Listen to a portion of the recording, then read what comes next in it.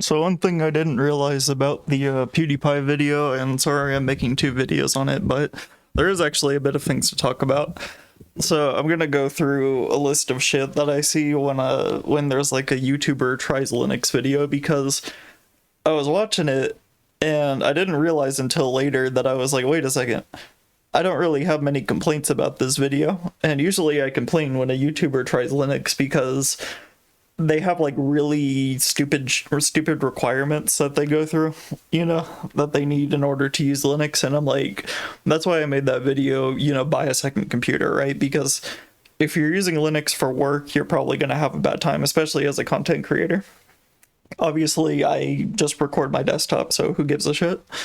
But one thing I noticed though, and I actually wrote a post about this on Mastodon, so that's my notes for this video, because I've talked about this before, and I think I did a video on shit that Linux YouTubers, or not Linux YouTubers, shit that gaming channels end up falling into when they try Linux. So when PewDiePie made his video though, I was like, wait a second. So not only did he quit Adobe, right, and that was the first thing he did, he was like, fuck it, I'm going to use GIMP. And that's already a step up right there, because most content creators, they'll say, oh, GIMP sucks, therefore Linux sucks, I need my Adobe. And yeah, we know GIMP sucks, It's like painfully obvious, but guess what? We use it anyways, because it works. And of course there's Krita and all that other shit if you're like a real artist or something and you got Inkscape and all that. But GIMP is what I use for most of my shit, He also did not list a bunch of shit that that Linux would need to change in order to receive widespread adoption, because a lot of these content creators, they'll say shit like here's like the top 5 things that Linux needs to change, and until it does, nobody's going to use it, and they start listing off a bunch of crap that's like stuff that you would only need if you were using Linux as like your daily job, stuff like AutoCAD or again Adobe software.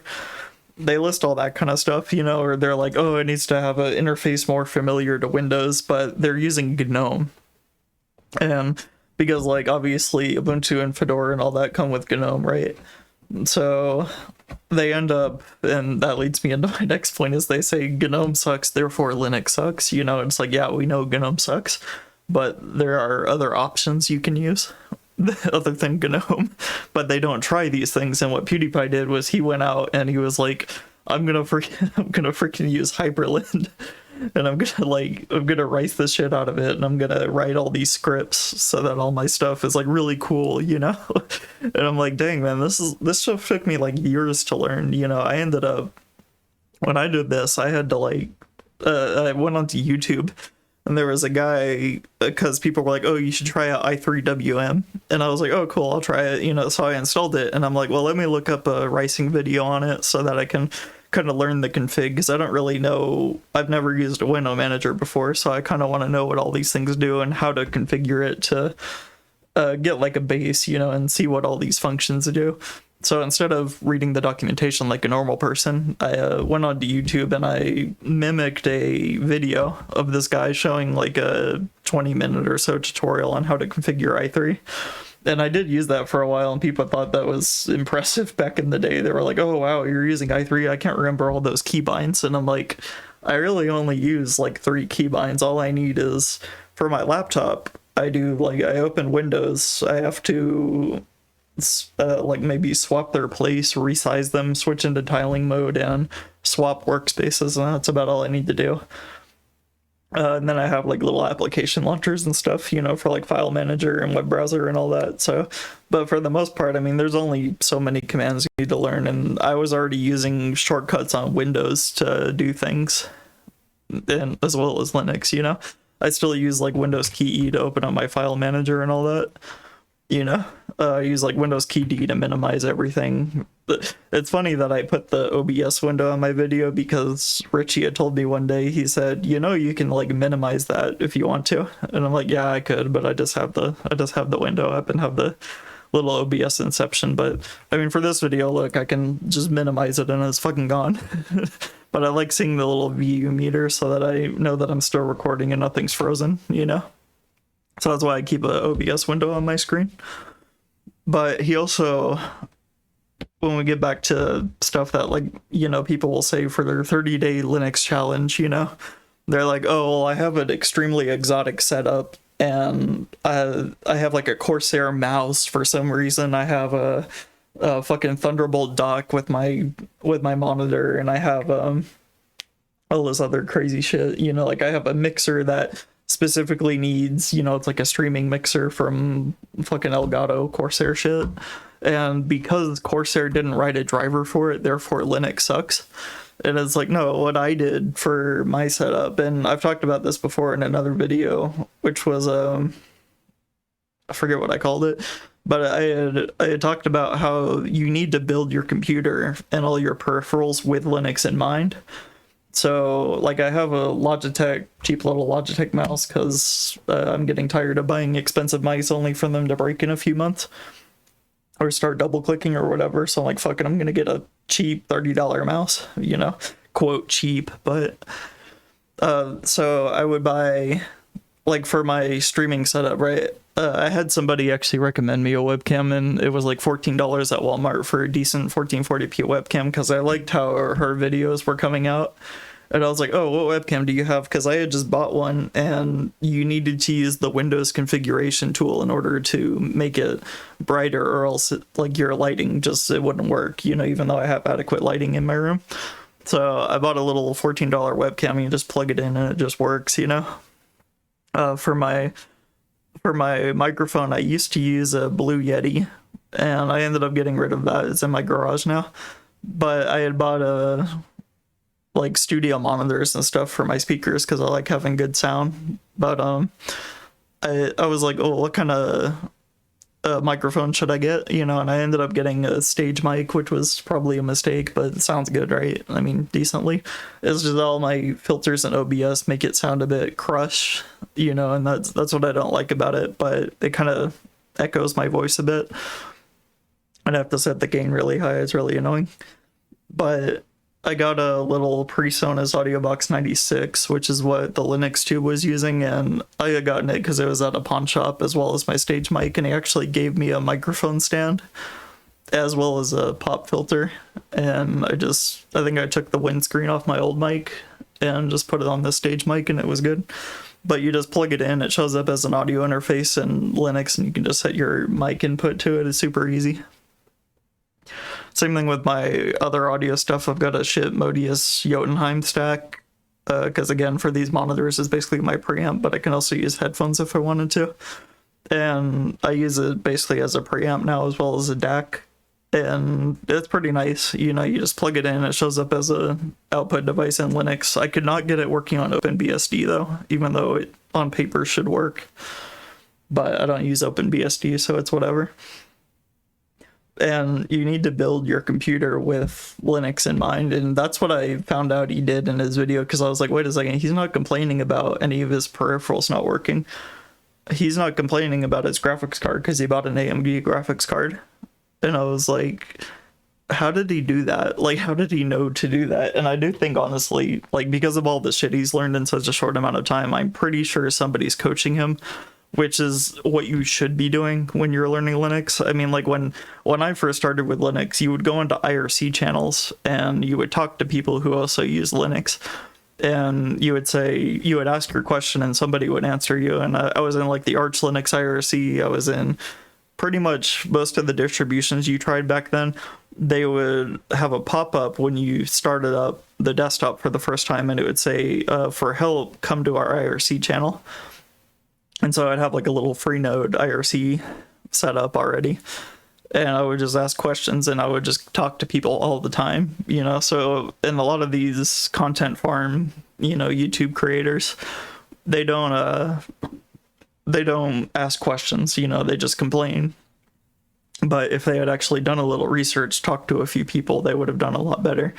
I do think PewDiePie has been asking somebody, you know, for help with this stuff, because he's learning at a pretty fast rate, you know. and that was a good thing to do. That was a good way to go about it. But they'll also say, you know, again, along with these changes that Linux needs to make, they'll be like, oh, well, I need to play Valorant, I need to play League of Legends because they're the most popular games on the planet, you know? They're not on Steam, of course. They do have horrible anti-cheat that, honestly, there's a debate in the gaming community as a whole on whether or not these should be acceptable, whether you're on Windows or Linux. I am firmly on the side that it is not a good thing, that you shouldn't be using kernel level anti-cheat. I guess like easy anti-cheat kind of works because it works on Linux, but like I don't want things to have that much access to my system, especially not the Valorant and League of Legends anti-cheat, so I just don't play those games, you know. But I don't really play a lot of competitive games, you know what I mean? So the anti-cheat that my games use is a bit less invasive. You know, they're like mostly co-op games, but I don't play like, I don't know, I don't play like shooter or competitive shooters or PvP games most of the time, you know, because it's not really fun to me anymore. I don't really get a kick out of it these days. But it was cool though seeing him that he quickly adapted to the false alternatives to his software. It shows that not only was he thinking of using Linux just as an operating system, but he's trying to get into the mindset of using it as it's intended, you know, where you are trying to use free open source software when possible, and you're trying not to restrict yourself. You're trying to achieve a higher level of freedom, you know. And while I'm not completely free, obviously I'm using Discord for things, but that may change soon. And personally, so because I have this YouTube channel, one of the first things Google made me do is they made me give them my state ID, and they stored it for like 30 days or something, and I got an email saying that my ID had been deleted from their system, but I needed to do that to post links on my channel. And I am personally willing to give out personal information for accounts that are linked to me, you know, where especially like my GitHub, I use my personal email for it. And that way people can contact me. I can actually receive the email and check it, you know. And I do like some very little development work, but when I do development work, I actually do use like first name, last name, you know. Nobody's out to get me. You know what I mean? Like, nobody wants me dead. Nobody wants to dox me. Nobody wants to kill me. I'm not gonna have like poop bombs sent to my house or something, because I'm not that offensive. You know, I'm not that bad of a person that people would want to do that to me. You know, unless they're just shitty people themselves. But whatever. But there is a shift. Like, people always want to talk about how we don't need a code of conduct because everybody is anonymous, you know, and that's just no longer the case anymore. Especially when you're doing software development, a lot of times this is tied to your job. And so people will put it on their resume, they'll put their GitHub on their resume, and so you're going to have a first name, last name attached to your work in open source. So it is important that we keep ourselves safe, obviously, but for the most part, I'm like, just assume that people know who you are, you know? And I'm fine with that, really. You know, it's like, as long as people aren't trying to hurt you, as long as you're not being a bad person, generally people won't, in the communities I'm in, they won't try to fuck with you, you know. But that whole idea of like the code of conduct really existed in a time where you contributed code and all that mattered was your code, because nobody could see your face. But it turned out when people started coming out as either Black Americans or gay or lesbian or whatever the fuck else, trans, you know, suddenly their code didn't matter so much, and they would receive a lot of harassment for it. And so that created the code of conduct, where people were like, okay, well, we do need to make sure that only the code matters, so we need to have a anti-discrimination policy, basically. And the people that disagree with the code of conduct generally think that it can be abused, where they can decide who's good and who's not. And so far, we're at the point where generally people that are depicted as problematic in the code of conduct are people that are problematic in general and are engaged in some sort of either vague harassment or some other like shitty behavior. You know what I mean? This is kind of how it goes. Like, there's a huge debate on Lunduke, especially. This is kind of going off on a rant because I'm pretty much done with the video. I've already spoken my piece now. But there's a lot of debate about Lunduke, and it's really hard to pick a side on it because, on the one hand, he is an engagement farmer, you know, and he figured out what makes people tick, you know. But on the other hand, the rare times he does speak his actual views, other than I'm vaguely right wing, you know, or like right leaning, you know, is he'll say some things that sort of exposes his power level a bit, you know. And it's those kind of comments where you're like, oh, there's something more to Lunduke, where he's not quite a quote normal person as he wants to call himself. He does hold a few views, especially when it comes to trans people, that are not going to be accepted super well in open source, because you have to remain supportive of people for their identity or whatever. And sometimes he gets very close to being what would you call it? I don't even know. I don't know where I was going with that. But anyways, that's why there's a code of conduct, and that's why Lunduke ends up on the opposite side of it sometimes, because he's really going against the grain. You know, he's really going against what people find acceptable in open source, where there does have to be a anti-discrimination sort of policy. And his views on certain types of people do get sort of discriminatory. So if you're ever wondering about that, that's kind of the issue.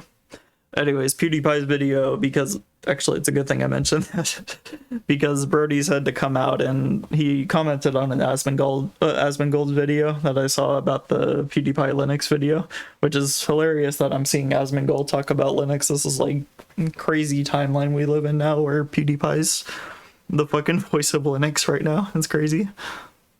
But Brody had come out and said, you know, a lot of these people that are that want PewDiePie's fans not to use Linux are a very vocal minority, and I think they're a bit less of a minority than he thinks they are. Obviously, I'm very accepting of whoever the fuck wants to use Linux. I don't care anything about you. You could be Hitler, for God's sake, and I'd probably be fine with it. You know, like, more people using Linux is always better to me. You know, I don't care who they are, I don't care what their views are, just it's free software, you're allowed to use it, you know. And that was something that people didn't realize about the open source definition. If you've never seen the movie Revolution OS, it's free on YouTube, it's free on archive.org, wherever the fuck you want to get it. Sure, you can buy a copy of it for pretty cheap somewhere. They used to sell it in computer stores, you know, and you could buy a little documentary about Linux.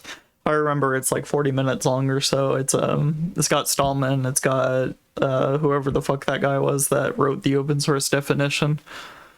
It's got Linus Torvalds, of course. It's got like Red Hat employees. It's got Eric S. Raymond. You know, it's a cool video if you've never seen it. But they talk about some of that history that they have with open source. And not only did they dispel the myth that it's communist, because the idea of community makes people think of communism, but they refer to it more as like true capitalism, where it's a true free market, whereas proprietary software is, because it's non-free, it cannot be a free market. Where Microsoft controls the patches, they control the software that's allowed on their system, they control the APIs and the docs and the libraries and everything. They control the backend, so your programs end up becoming they're basically a slave to Microsoft for the most part, and by using Microsoft, you become a slave to not only their software, but them as a company, you know. And so free software aims to eliminate that and create true competition, you know, where everything is given out for free, and so anybody can compete and make their own services with the software without any restriction, other than they have to provide source code back, which again adds to the freedom, you know, which is why people will argue about GPL versus MIT license, where the MIT license is on paper supposed to be a lot freer, but you end up with people that use the code in a proprietary way, and so they end up restricting freedom in the end, and becomes less competitive. Whereas the GPL license enforces a free market, basically. But the other thing it talked about, though, was the open source definition. And they used the example of abortion activists and anti-abortion activists. And they said your software cannot be restricted from use by either of these groups. Whether or not you disagree with them, you cannot restrict your software to them. And that's kind of where we're headed with this PewDiePie thing, is people will say, oh, we don't want PewDiePie's fans using our software. It's like, well, you shouldn't have made free software then, where you accept that people that you may disagree with will use your software. I'm sure I don't even want to fucking know what my developers like think of me as a person. I don't think they care. You know, I'm not super offensive or anything. But the way how they think of subscribers to a YouTube channel is kind of alarming, because it puts a broad label on people that may not be invested in this culture war like they are, you know? And obviously I am all for PewDiePie's fans trying out Linux, learning how it works, trying to, you know, it's good to look up to somebody who's like, yeah, I'm using Linux now, you know, and I'm a big YouTuber and I can do all my content on Linux, and that's a good thing, you know? And that's really cool that people are getting this much less shitty take on Linux, you know, because he did everything right. It was like down to a T. You know, I had absolutely no complaints about his video. Everything was exactly how I would have wanted it to be done by anybody else. Other than maybe I wouldn't have like gone with the fucking WM and started scripting and shit. You know, I would have just used a desktop like a normal person. But there's other channels for that too, like John Boldewan. He talks about how he switched to Linux, and it's funny that the Linux community sort of turned on him, even though he has barely any subscribers. And he ended up quitting for a bit. It was kind of sad to see. You know, but he just uses Linux Mint. He's fine with it. And when he distro hops, quote, distro hops, he just changes to another form of Ubuntu. And I'm like, you know, I mean, that's what people think distro hopping is. They do think it's just switching desktops, you know, trying out Kubuntu, trying out Cinnamon, you know, it's DE hopping. Whereas when I distro hop, I usually don't really care about the interface. I have a preference, of course, but for the most part, I use the DE that works for me, or WM, whatever I want to use. And I'm switching because I either want a rolling release or a stable distribution, or I want the Nix package manager, or I want source-based, or I want a different init system. You know, when I distro hop, it's for a much more specific reason. And so people are like, why do you keep hopping? I'm like, because there's so much to learn from these other distributions. You know, I'm not just switching from Kubuntu to Ubuntu. You know, I'm switching from like Gentoo to Arch Linux, you know, completely different distributions that do completely different things. And I think that's really cool, though, that he not only tried out Linux, but he's sticking with it. And he's like really delving into the weeds to really get the most out of his computer, which is a joke I always make about gamers, you know, especially the PCMR, is we have like a joke, you know, on like the Linux, I'm not on Reddit, but I follow a Telegram page with the Linux subreddit, and they make jokes about PCMR because it's like, oh, you know, I love tinkering with my PC, I love building it, I want to know my computer inside and out, you know, and I love messing with it, you know, I love all this cool stuff you can do with it. And it's like, oh, well, you should try Linux because there's a shitload of cool stuff you can do with it, you know? And they're like, oh, well, you know, I want to play my games. My games just work on Windows, you know, maybe if Steam made an operating system, I might try it, but no, I'll stick with Windows. Windows just works, you know? And it's like, you know, there's sort of a disconnect. And I had somebody ask me, he said, he's a disabled guy. He's not like the brightest, you know what I mean? But he said, I need a community, because he was getting tired of using Linux. He's like, I want a community that loves PC gaming but doesn't like Linux. You know, I want to talk with Windows gamers. I said, oh, well, you want to go to PCMR. They love PC gaming but they hate Linux, you know. I said, the problem is, though, you can't tell them you've been pirating your games because they'll ban you because it's against Discord TOS. On the Linux communities, you know, they're a bit less strict. They're like, oh, you can mention piracy, but just don't mention any sources and we're good. Whereas if you join like a gaming Discord, they're like, oh, you can't be pirating your games. That's morally repugnant or whatever. You know, oh, we're gonna get TOS for this, so you can't pirate your games. You got to buy everything. And for the most part, I just buy my games. I'm too lazy to pirate games now. And most of the games I play now are multiplayer, so I really can't pirate my games. You know. So you know, it's one of those things. This has been a 25-minute video. Holy fucking shit. And you know, so I wanted to talk about that a bit though, because it is really interesting after all these Linux challenge videos from content creators where they just complain and whinge and can't ever get anything working right, and they have specific needs that they need to fill, and they need to use their computer only for work, you know, and play comes second. It's like, well, you can get yourself a MacBook, you know? Get yourself a MacBook, do your fucking YouTube channel on your MacBook, and use your Linux computer for fun.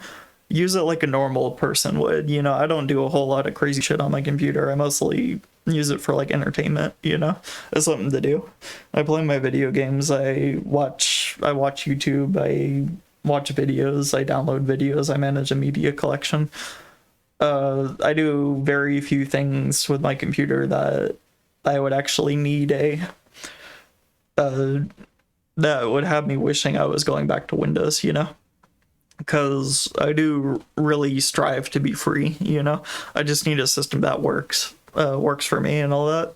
And I did have a memory leak today that was kind of scary, because I haven't had a memory leak like that in a bit. And but I updated, and hopefully that goes away. I think it had to do with Echo Bob though. Alright, this is a 27-minute video. I'll still see you guys later. Bye.